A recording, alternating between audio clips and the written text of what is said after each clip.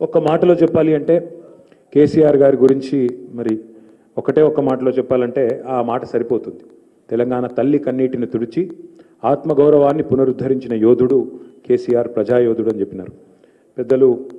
మత్స్యనాచారి గారికి, వినోద్ కుమార్ గారికి, అదేవిధంగా మన రాజ్యసభ సభ్యులు మన రవిచంద్ర గారికి, మాజీ మంత్రివర్యులు రెడ్డి నాయక్ గారు, సత్యవతి రాథోడ్ గారు, మహమూద్ అలీ గారు, ఎమ్మెల్సీ నవీన్ గారు, అట్లాగే వెంకటరామరెడ్డి గారు, మా అక్క సునీతా మహేందర్ రెడ్డి గారు, మరొక అక్క తులవమ్మ గారు, సుమిత్రక్క, ఇంకా మా గెలు శ్రీనివాస్ యాదవ్ గారు, రాకేష్ గారు, రావుల్ చంద్రశేఖర్ రెడ్డి గారు, లలితారెడ్డి గారు, పేరు పేరున అందరికీ, ముందు కూర్చున్న శ్రీధర్ అన్నకు, ముజీబ్ అన్నకు, బాలమల్లన్నకు, మా చెల్లెలు రజని గారు, అట్లాగే పేరు పేరున అందరూ, వరలక్ష్మి అక్కకి, అందరికీ కూడా హృదయపూర్వకంగా నమస్కారం, హృదయపూర్వకంగా స్వాగతం.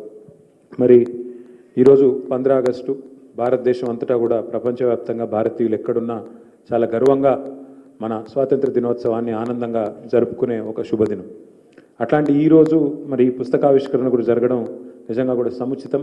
తప్పకుండా మన నాయకుడు కేసీఆర్ గారికి ఈ మంచి కానుకగా కూడా దీన్ని భావించవచ్చు. అయితే ఈ సందర్భంగా నేను గుర్తు చేయాల్సింది ఇక్కడ, ఎందుకంటే చాలామంది మిత్రులు నాతో సహా కేసీఆర్ గారు పార్టీ పెట్టినప్పుడు మనం ఇక్కడ ఫీల్డ్లో లేము. కేవలం కొంతమంది మాత్రమే, వినోద్ గారు, అదేవిధంగా మత్స్యనాచారి గారు, సునీతక్క, కొంతమంది మిత్రులు ఆ రోజు, వారితో బాలమల్లు గారు, మొదటి రోజు నుంచి ఉన్న వాళ్ళు కొంతమంది మిత్రులు ఉన్నారు, మహమూద్ అలీ గారు.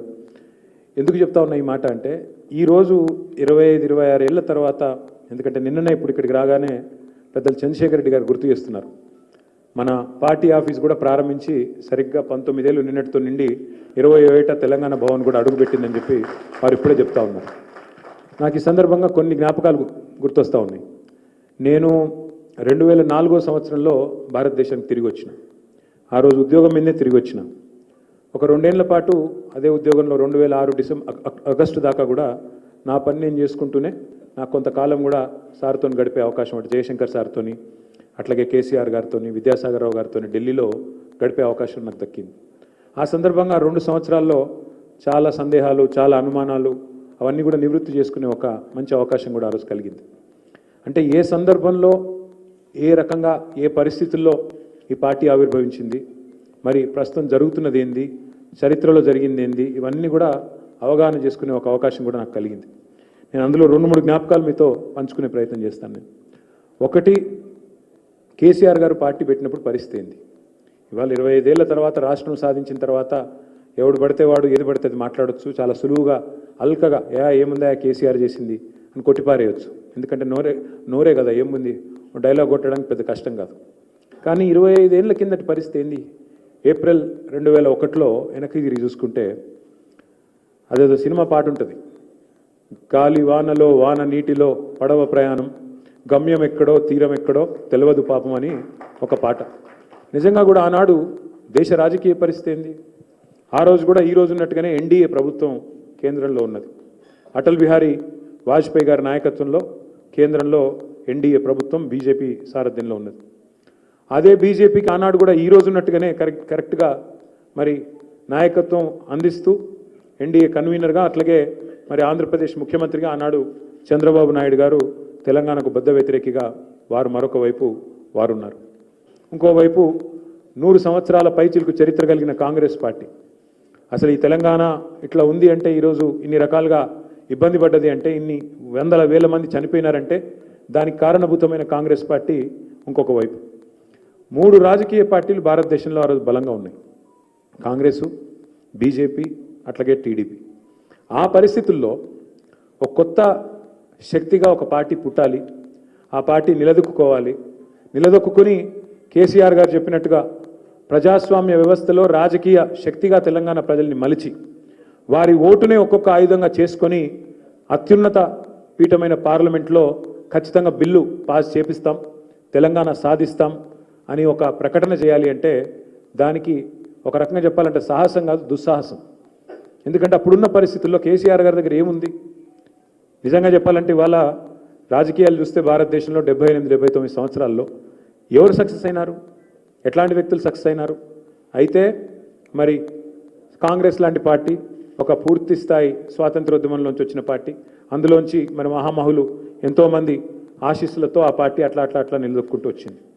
ఆ తర్వాత కమ్యూనిస్ట్ పార్టీలు అంటే సిద్ధాంత పరంగా వారు ఒక ఆలోచన విధానంతో ముందుకొచ్చిన కమ్యూనిస్ట్ పార్టీలు, ఆ తర్వాత అట్లాగే భారతీయ జనతా పార్టీ మరి హిందుత్వం అనే నినాదంతో వారు, అట్లాగే ప్రాంతీయ శక్తులుగా తెలుగుదేశం లాంటి పార్టీ అంటే తెలుగువారి ఆత్మగౌరవం పేరిట తెలుగుదేశం పార్టీ, అట్లాగే ద్రవిడ సిద్ధాంతం పేరిట తమిళ పార్టీలు అన్నా డిఎంకే కానీ డిఎంకే కానీ. మరి ఒక తెలంగాణ వాదంతో ఒక పార్టీ రావాలి. అందులో ఆ రోజు కేసీఆర్ గారు పార్టీ పెట్టినప్పుడు ఇక్కడ సమాజంలో ఉన్న పరిస్థితి మొత్తం గ్లోబలైజేషన్ అయిపోతున్నది, ప్రపంచమే ఒక కుగ్రామంగా మారిపోతున్నది. ఇట్లాంటప్పుడు ఈ కొత్త భౌగోళిక సరిహద్దులు ఏంది అని మాట్లాడే వాళ్ళు ఒకవైపు, అసలు యువత ఇప్పుడు ఈ టెక్నాలజీలో కొట్టుకొని పోతా ఉంది, ఈ టైంలో ఈ కొత్త కొత్త ఇవేంటి ప్రాంతీయ తత్వాలు ఏంటి అని మాట్లాడే వాళ్ళు ఇంకొక వైపు. దానికి మించి సమాజంలో ఒక అపనమ్మకం. తెలంగాణ అనే నినాదం ప్రతిసారి రాజకీయ నాయకులు ఎత్తుకుంటారు, వాళ్ళకేదో పదవి రాకపోతేనో ఇంకోటి రాకపోతేనో ఎత్తుకుంటారు, వాళ్ళకు పదవి చేయగానే సప్పుడే కూకుంటారు, మళ్ళీ పక్కన పాడేస్తారు, జెండాను పక్కన పాడేసి వెళ్ళిపోతారు అనే ఒక అపనమ్మకం. దానికి తోడు అంతకంటే సరిగ్గా 30 ఏళ్ల కిందట 1971లో ఆనాడు తెలంగాణ ప్రజాసమితి బ్యానర్ మీద 11 మంది పార్లమెంట్ సభ్యులు గెలిచినా మళ్ళీ తిరిగి వాళ్ళు కూడా పోయి కాంగ్రెస్లోకి విలీనం కావడం వల్ల 370 మంది ఆత్మ బలిదానం కూడా వృధా కావడం, 30 ఏళ్ల పాటు ప్రజల్లో ఇక రాదు తెలంగాణ అనే ఒక నైరాశ్యం, ఒక అపనమ్మకం ఉన్న పరిస్థితి. మరి ఆ రోజు ఒక పార్టీ పెట్టాలంటే కేసీఆర్ గారేమి సినిమా యాక్టర్ కాదు, ఆయనేమి ఎన్టీ రామారావు గారు లాగా ఎంజి రామచంద్రన్ లాగా ఒక సినిమా స్టార్ కాదు, సూపర్ స్టార్ కాదు. చంద్రశేఖరరావుగా ఆనాడు మంత్రిగా మెదక్ జిల్లాకి రాష్ట్రంలో రాజకీయ వర్గాల్లో సుపరిచితుడైన నాయకుడు కేసీఆర్ గారు. పోనీ ఆయనకి ఏమన్నా కులబలం ఉందా, కులం అనే పునాది ఉందా అంటే అది కూడా లేదు. పోనీ మీడియా అంతా మనకు అండగా ఉందా అంటే మీడియా పవర్ లేదు. పోనీ మజిల్ పవర్ ఉందా, ఏమైనా బాగా దార్కారులు పహల్వాన్లు ఎవరు ఉన్నారా అంటే వాళ్ళు కూడా లేరు. ఇప్పుడంటే కొంతమంది జమైంది కానీ అప్పుడు లేరు. అట్లా మనీ పవర్ లేదు, మజిల్ పవర్ లేదు, మీడియా పవర్ లేదు, కులబలం లేదు. అసలు ఈ సమాజంలోనే ఒక అపనమ్మకం. తెలంగాణ వస్తుందంటే నమ్మేటోడు లేడు, అసలు అవసరమైనటోళ్ళు ఎక్కువ తప్ప తెలంగాణ రావాలని బలంగా కోరిక ఉన్నా ఇప్పుడు అవుతుందా అనే ఒక అపనమ్మకం. అట్లాంటి పరిస్థితి మొత్తం సమాజంలో. అసలు రాజకీయ వ్యవస్థ అంటేనే, రాజకీయ నాయకులు అంటేనే వీళ్ళంతా కూడా కేవలం మనల్ని వాడుకుంటారు, పక్కన పెడతారు అనే ఒక పరిస్థితి. మరి అట్లాంటి పరిస్థితుల్లో కాంగ్రెస్ను, టీడీపీని, బీజేపీని తట్టుకొని ఒక పార్టీ పుట్టాలి అంటే, మరి ఆ పార్టీ మళ్ళీ తిరిగి అనుకున్న లక్ష్యాన్ని సాధించాలి అంటే ఎంత కష్టమో, ఎంత మరి గమ్యం తెలియని ప్రయాణమో ఒక్కసారి మీరు దయచేసి ఊహించుకోవాల్సిందిగా నేను కోరుతా ఉన్నా. చిన్న మాట కాదు. సరిగ్గా 47 ఏళ్ల వయసు కేసీఆర్ గారు పార్టీ పెట్టినప్పుడు వారికి 45 ఏట స్టార్ట్ అయింది చర్చలు, 47 ఏట పార్టీ పుట్టింది. 47 ఏళ్ళు అంటే రాజకీయ నాయకుడికి అప్పుడప్పుడే టేక్ ఆఫ్ టైం, అప్పుడప్పుడే ఎమ్మెల్యే అయ్యి స్థిరపడి మంత్రి అయ్యి ఇక భవిష్యత్తులో సుకూన్గా బతికే టైము 47 నుంచి 60 ఏళ్ళు. కానీ ఆ టైంలో ఒక కొత్త ప్రయోగం చేయాలి, ప్రజల కోసం నడుం బిగించాలి, నేను ఎట్లన్నా చేసి ముందడబడాలి, ఒక లక్ష్యం పెట్టుకోవాలి జీవితానికంటే అది మామూలు సాహసం కాదు. ఒక యోధుడు, ఒక దృఢమైన సంకల్పం కలిగిన వాడు, దైవబలం కలిగిన వాడు, అట్లాంటి నాయకుడికి మాత్రమే ఇది సాధ్యమవుతుంది తప్ప సామాన్యులతో మాత్రం కాదు అనే మాట కూడా నేను గుర్తు చేస్తా ఉన్నాను. ఒక కవి చెప్పిండు, ఒక కవి గారు అన్నారు నాతో, శూన్యం నుంచి సునామీ సృష్టించిన నాయకుడు కేసీఆర్ గారు అనే మాట మాట్లాడినారు. వాస్తవం, ఏమీ లేని శూన్యం నుంచి తెలంగాణ ఉద్యమం అనే ఒక సునామీని మళ్ళీ తిరిగి ప్రతిష్ఠించి తెలంగాణ ప్రజల మనోభావాలు భారత పార్లమెంటుకు చేరే విధంగా ఉద్యమ నిర్మాణం చేయడం అంటే ఆషామాషి విషయం కాదు. ఇంకో కవి గారు చాలా కవితాత్మకంగా చెప్పినారు. ఇక్కడ తెలంగాణ తల్లి బొమ్మ ఉన్నది. ఈ తెలంగాణ తల్లిని ప్రతిష్ఠించిన రోజు, తెలంగాణ సాధించిన రోజు కేసీఆర్ గారి గురించి మాట్లాడుతూ గోరేటెంకన్న గారే అనుకుంటా బహుశా, వారు అన్న మాట ఏంటంటే తల్లికి జన్మనిచ్చిన తనయుడితడు అన్నాడు. సాధారణంగా తల్లి కొడుకుకు జన్మనిస్తుంది, కానీ తల్లికి జన్మనిచ్చిన తనయుడు అని మాట మాట్లాడితే కవితాత్మకంగా, అంటే మనం చెప్తే బాగుండదు కానీ కవులు చెప్తే బాగానే ఉంటుంది. అట్లా కవితాత్మకంగా తల్లికి జన్మనిచ్చిన తనయుడు అనే మాట ఇవాళ చాలామంది, తక్కువ మందికి ఆ అదృష్టం దక్కుతుంది. అందులో కారణ జన్మలు కేసీఆర్ గారు కూడా ఒకరు. వాస్తవం ఏంటి అంటే 2001 నుంచి 2014 వరకు కేసీఆర్ గారు పడ్డ కష్టంలో ఇలా మనం ఎదుర్కొంటున్న కష్టం అనువంత కూడా కాదు. 2001 నుంచి 2014 వరకు ఆయన చేసిన కష్టంలో ఇలా మనోళ్ళు వచ్చి చెప్తుంటారు అప్పుడప్పుడు నాకు, అన్న కేసులు అవుతుండే, అన్న వీడు బెదిరిస్తుండే, అన్న వాడు బెదిరిస్తుండే. మరి ఈ ఊకదంపుడు, ఈ చిన్న చిన్న ఉడత ఊపులకే మరి కేసీఆర్ లాంటి నాయకుడు కూడా అన్నాడు భయపడి ఉంటే ఈరోజు తెలంగాణ ఉంటుండేనా, ఆ తెలంగాణలో మనం స్వేచ్ఛా వాయువులు పీల్చుకునే అవకాశం ఉంటుండేనా ఆలోచించమని చెప్పి కోరుతా ఉన్నాం.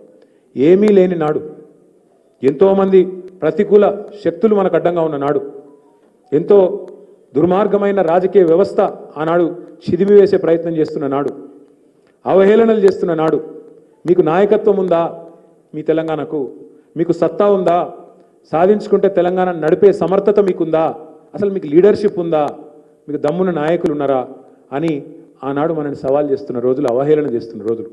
మన భాష, మన యాస సినిమాల్లో, బయట మార్కెట్లో ఒక జోకర్లకు విలన్లకు మాత్రమే వాడిన రోజులు ఆనాటి రోజులు.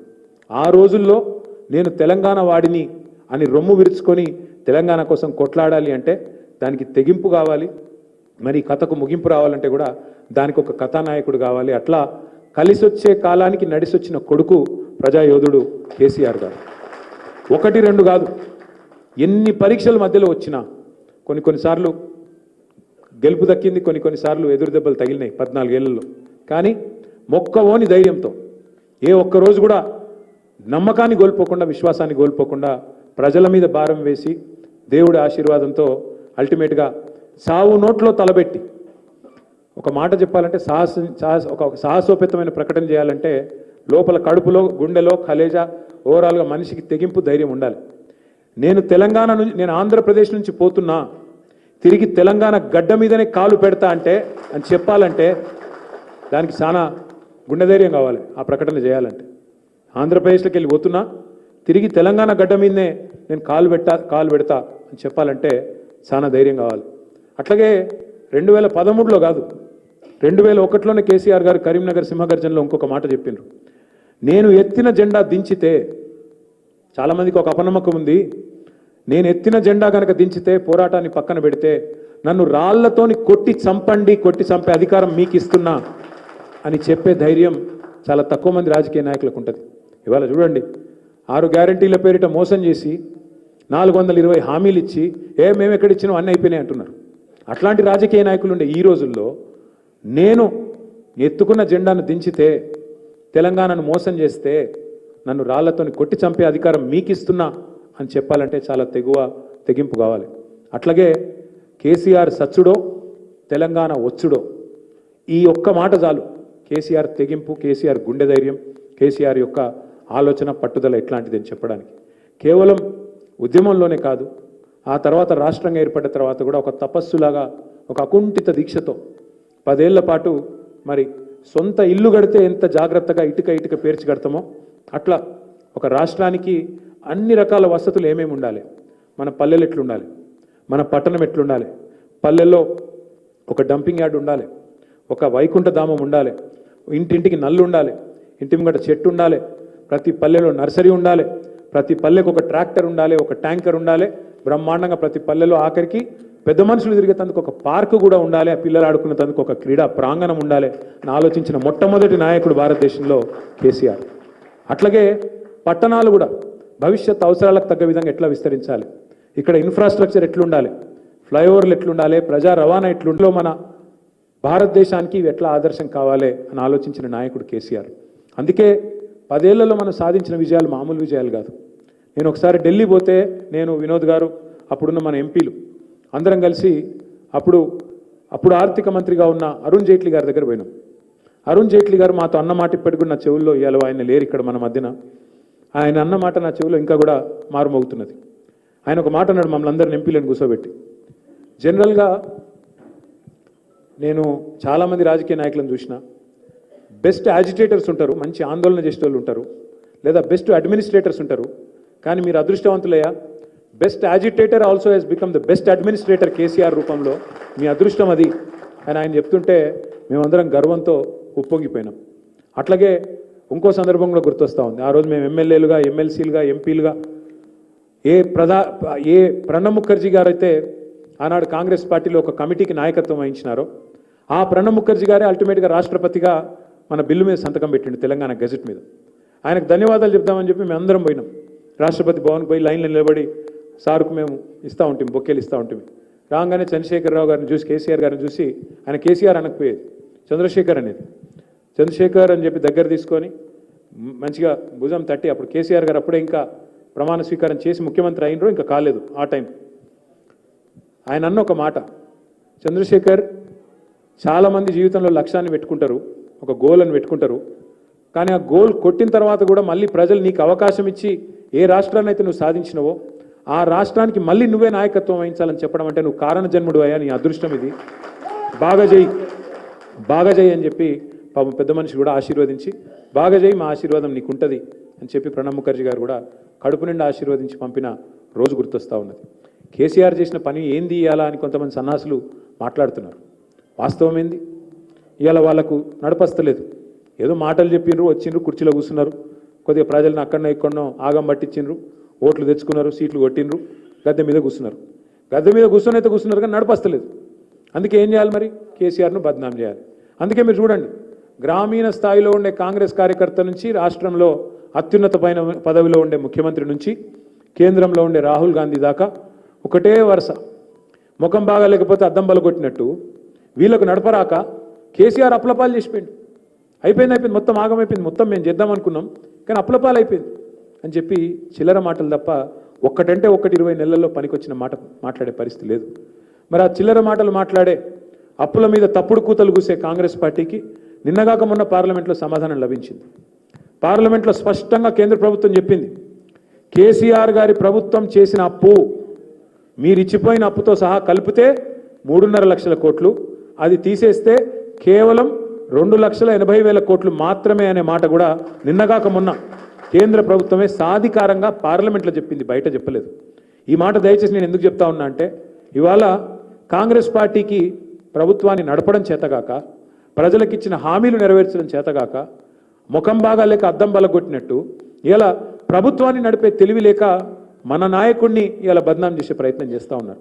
మనం గుర్తు చేయాలి, ప్రజలకు చెప్పాలి, 2 విషయాలు చెప్పాలి. ఒకటి, కేంద్రం చెప్పిన లెక్క అధికారికమైన లెక్క, రాష్ట్ర ప్రభుత్వ యంత్రాంగంతో మాట్లాడి ఇచ్చిన లెక్క తప్ప వాళ్ళ పాటికి వాళ్ళు ఇచ్చిన లెక్క కాదు, పార్లమెంటు వేదికగా చెప్పిన లెక్క. నెంబర్ 1. నెంబర్ 2, ఇంకోటి కూడా చెప్పాలి మనం. ఇదే కేసీఆర్ గారు మనకు ముఖ్యమంత్రిగా ఉన్నప్పుడు కరోనా వచ్చింది. ప్రపంచవ్యాప్తంగా కరోనా అనే మహమ్మారి వచ్చిన తర్వాత ఒక్క ప్రభుత్వం కూడా ప్రపంచంలో ఒక దమ్మిడి ఆదాయం కూడా ఇవ్వలకు లేదు.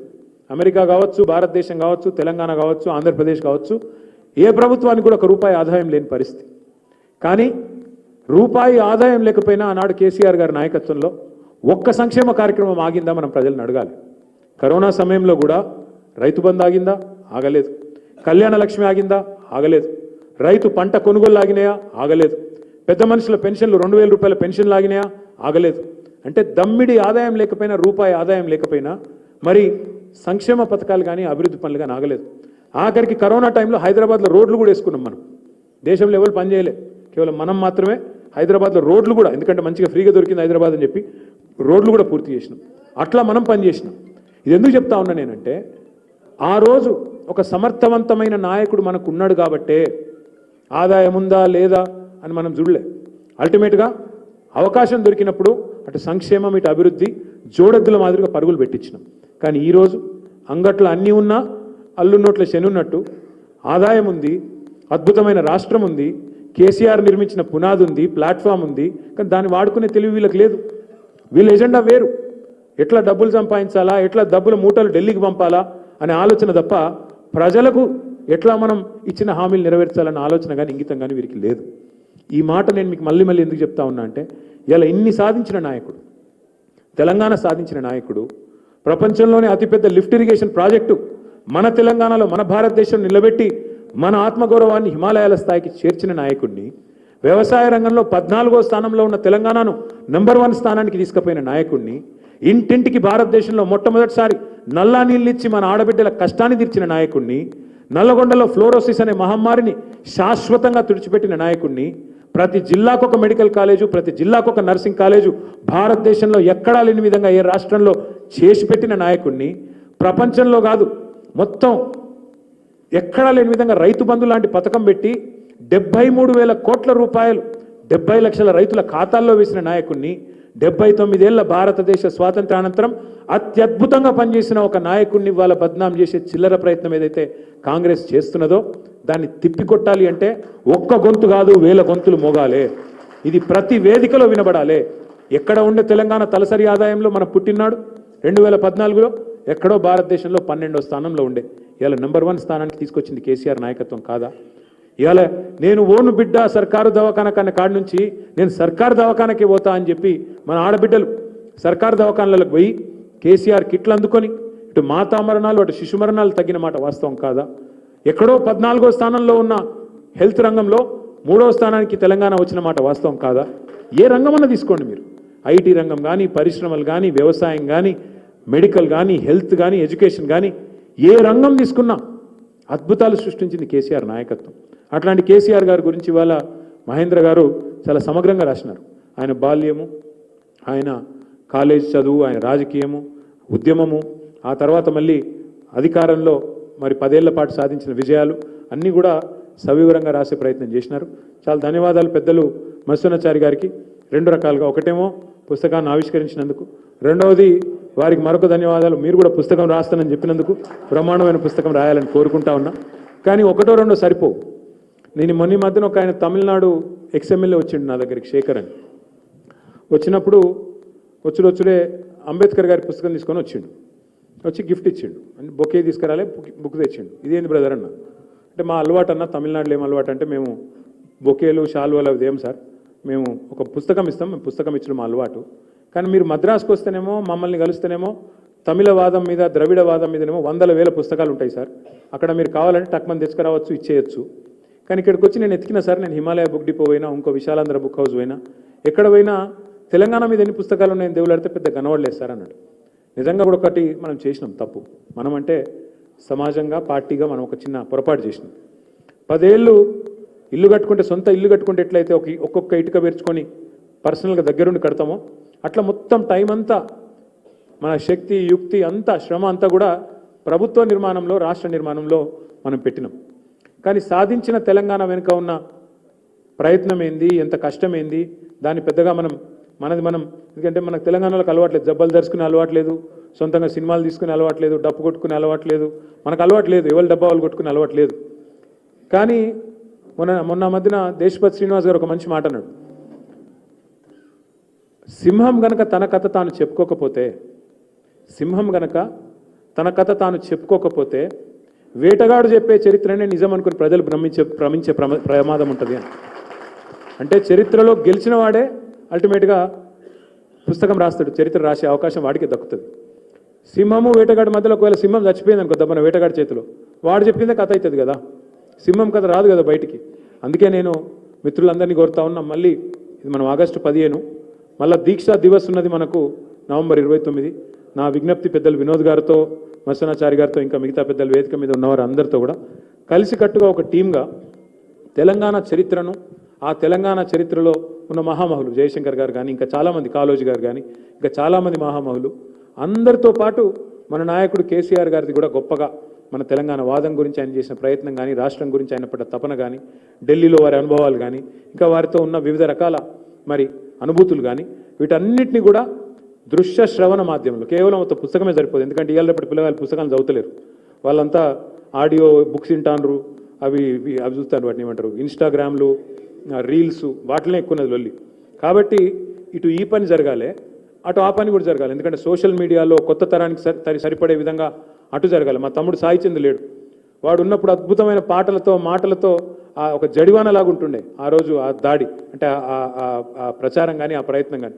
అట్లా సాంస్కృతికంగా ఒకవైపు, మరొక వైపు పుస్తకాల రూపంలో, మరొక వైపు ఇంకో రూపంలో చాలా ప్రయత్నం జరగాల్సి ఉంది. ఎందుకంటే మనం గుర్తుపెట్టుకోవాల్సింది ఒకటే, అది ఆఫ్రికన్ సామెత ఇది, సింహం తన కథ తాను రాసుకోకపోతే వేటగాడు చెప్పేదే చరిత్ర అవుతుంది. అది జరగద్దు అంటే, కాంగ్రెస్ వాడు, బీజేపీ వాడు చెప్పే తెలంగాణ చరిత్ర మన పిల్లలకు తప్పుడు చరిత్ర పోవద్దంటే తప్పకుండా మనమే ఎవరైతే తెలంగాణ సాధించినామో మనమే మళ్ళొక్కసారి మన నాయకుల గొప్పతనాన్ని, ఈ పోరాటం గొప్పతనాన్ని, ఈ పోరాటం ఔన్నత్యాన్ని మనమే చెప్పాలి. దానిలో పెద్దలు మత్స్యనాచారి గారు నడుం బిగిస్తానన్నందుకు వారికి, ఇంకా చాలామంది సాహిత్య అభిలాష, రాసే శక్తి ఉన్న వాళ్ళు ఉన్నారు, రాసే శక్తి లేకపోతే చెప్పే శక్తి ఉన్న వాళ్ళు కూడా చాలామంది ఉన్నారు. వాళ్ళందరినీ కూడా నేను కోరుతా ఉన్నా, దయచేసి, ఎందుకంటే ప్రతిపక్షంలో ఉన్నాం, మనమేం గవర్నమెంట్ నడిపేది లేదు, మనమేం అర్జెంటుగా ఈ ఫైల్ సంతకం పెట్టేది లేదు. కాబట్టి ఎవరి శక్తికి తగ్గ విధంగా వారు, ప్రొఫెసర్ ఆయచితం శ్రీధర్ గారు ఉన్నారు, మన రాష్ట్ర గ్రంథాలయ సంస్థ అధ్యక్షులుగా వారు పనిచేస్తున్నారు. మా సోదరుడు పట్నం నరేందర్ రెడ్డి గారు ఉన్నారు. ఒక్కొక్కరికి ఒక్కో చరిత్ర తెలుసు. లగచర్ల గురించి అడిగితే నరేందర్ రెడ్డి బ్రహ్మాండంగా చెప్పగలుగుతాడు. అట్లా ఎవరికి తోచింది ఎవరికి అర్థమైన పోరాటం, ఎవరికి తెలిసిన పోరాటం ఈ గత 24-25 ఏళ్లలో జరిగింది, ఎవరి వర్షన్ వాళ్ళు మనం చెప్పగలిగితే బాగుంటుందని మళ్ళొకసారి మనస్ఫూర్తిగా మీ అందరినీ కోరుతూ, సోదరుడు మహేంద్ర గారికి గట్టిగా చప్పట్లతో అభినందనలు చెప్పాలని కోరుతూ, జై తెలంగాణ, జై కేసీఆర్, జై హింద్.